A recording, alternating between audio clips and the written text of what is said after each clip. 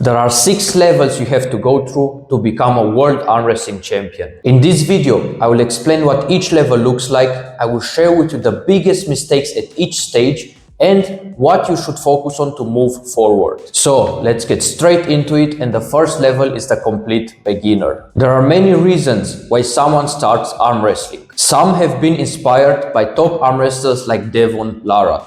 Others tried it out with a friend and became interested.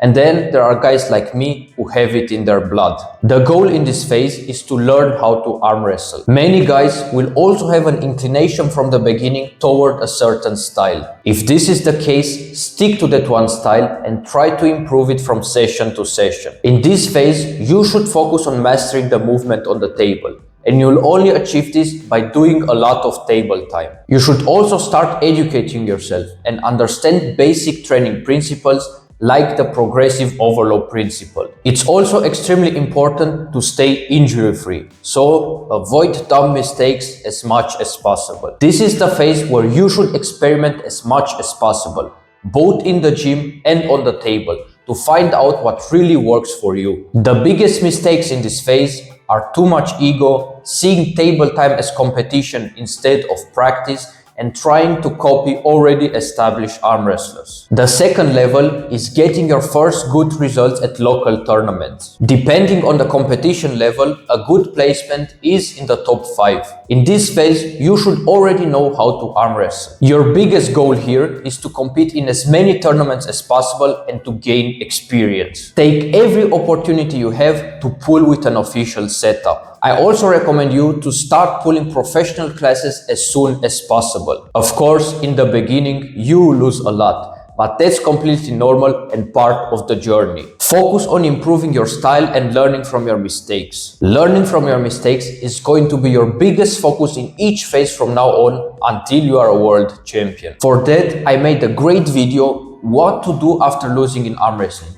I'll put it down in the video description. The biggest mistake at this level is quitting, because this is the phase where most people quit. They lose a few times and say they are not made for the sport. Don't be one of those losers. Accept defeat and get better. The second mistake is not analyzing. Many arm wrestlers make the same mistakes over and over again without changing anything. That's why you'll have to analyze your mistakes after every single tournament. Phase number 3 is becoming a national level puller. This is where you start to be considered strong. For me, if you are top 10 in your country, in your weight class, you are a national level puller. How long it takes to get to this level depends on how strong the competition is in your country. But on average, you should become a national level puller within 3 to 5 years of arm wrestling. In countries like Kazakhstan, Georgia or Russia, it will take much longer than in countries like the Netherlands or Austria. In this phase, you will already have a main technique. So what you need to do is start developing the technique in more directions. For example, if you are a low hand top roller, you can slowly start improving your posting top roll. Or if you are good on the defense, start improving your offense. Find what's lacking within your technique and try to improve it. And of course, as I said before, always analyze your matches, your mistakes, your opponents, everything that will help you get better. The mistake that most people make at this level is not taking the sport seriously enough. At this level, you will have to start treating arm wrestling like a job, making sure everything is as optimized as possible. You should prioritize recovery, educate yourself more and more on training methods, and even consider hiring a high-level coach to help you. This is also the phase where most people plateau and stay for the next 10 years. The next phase is where things start to get interesting, and that is becoming a national champion and placing top 10 at the European and World Championships. The truth is, most arm wrestlers never get to this point. They didn't have the patience to stay in the game long enough, or they didn't take the sport seriously enough. And because this channel is about the reality of the sport, this is also the point where a lot of arm wrestlers start taking performance enhancing drugs. We see this every year. There are some arm wrestlers who should not compete at WAF, but because it is so easy to pass the drug tests, they are there every single year. This is the point where you should start developing a second technique. And that's because oftentimes